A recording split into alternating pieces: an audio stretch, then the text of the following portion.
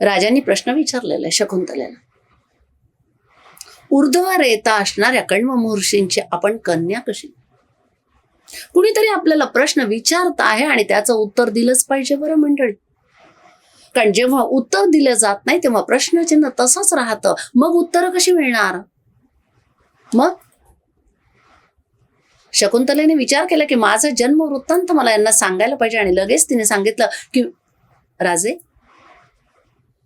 आपण म्हणता मी कन्या कशी? माझ्या पित्याने पूर्वी एका ऋषींना माझा जन्म वृत्तांत सांगितला होता. मी तो तुम्हाला सांगते.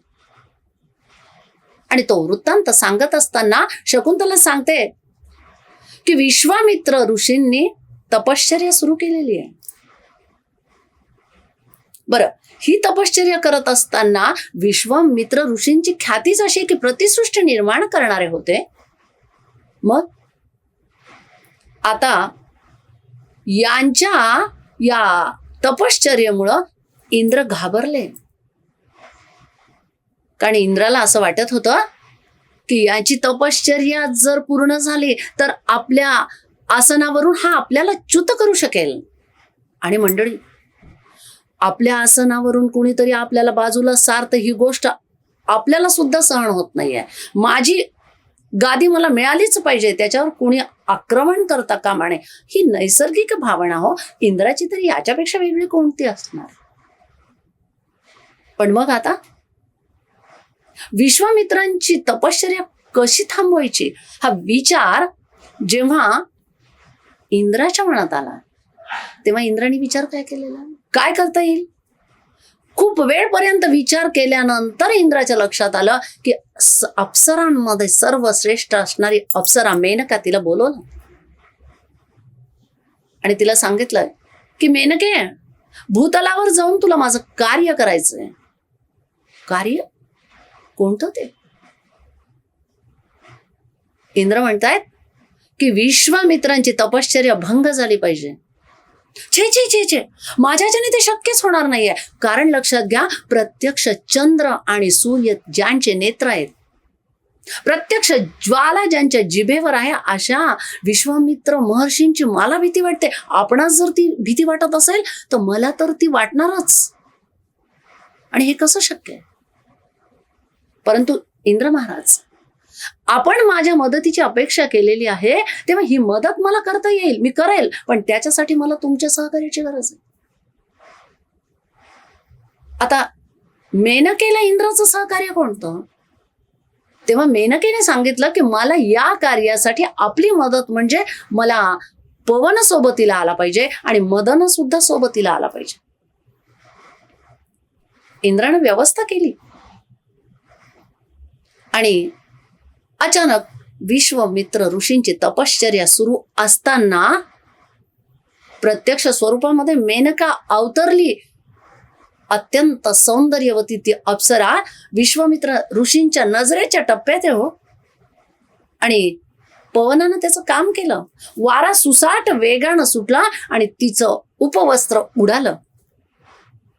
एका सौंदर्यवतीच्या अंगावर असणारं उपवस्त्र वाऱ्यानं उडतं आहे, ही गोष्ट एका पुरुषाच्या नजरेतून बाजूला नाही जाणार.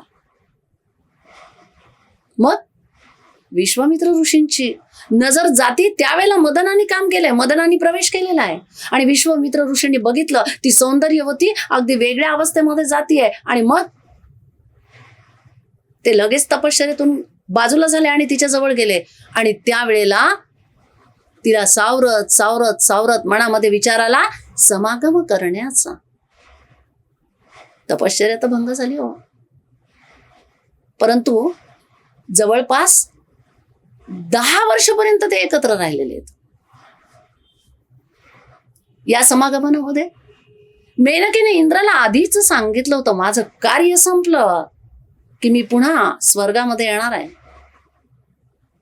आणि काही कालखंडानंतर निसर्ग नियमानुसार विश्वामित्र ऋषींपासून मेनकेला कन्या झाली आहे.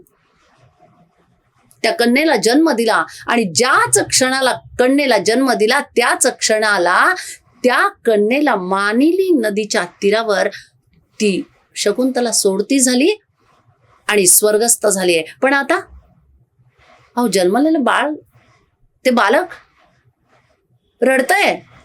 आजूबाजूला असणारे श्वान, हिंस्त्र, पशु पक्षी त्याच्याकडे येतील आणि त्याचा घात करतील, असा काहीसा विचार आपल्यासारख्यांच्या मनात येणारच. परंतु मंडळी, नियतीचं कार्य नियती करूनच जात असते. शाकुंतल नावाचे पक्षी आजूबाजूला येतात. त्या पक्ष्यांनी बघितलं हे बालक आहे आणि त्या शाकुंतल पक्ष्यांनी आजूबाजूला येऊन आपल्या पंखांची झडप त्या बालकावर घातली, त्या बालिकेवर घातली. संरक्षण झालं तिचं. आणि त्याच वेळेला आपली साधना पूर्ण करण्यासाठी म्हणून कण्व महर्षी गंगेवर, त्या मालिनी नदीवर स्नानाला आलेले.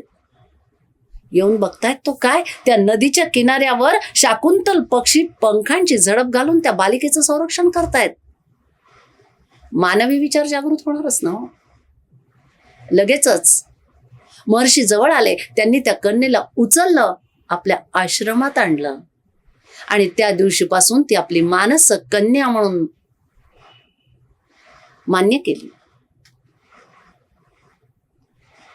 आणि मंडळी, कन्या जन्मदाता पिता जो असतो तो पिता आहे. जो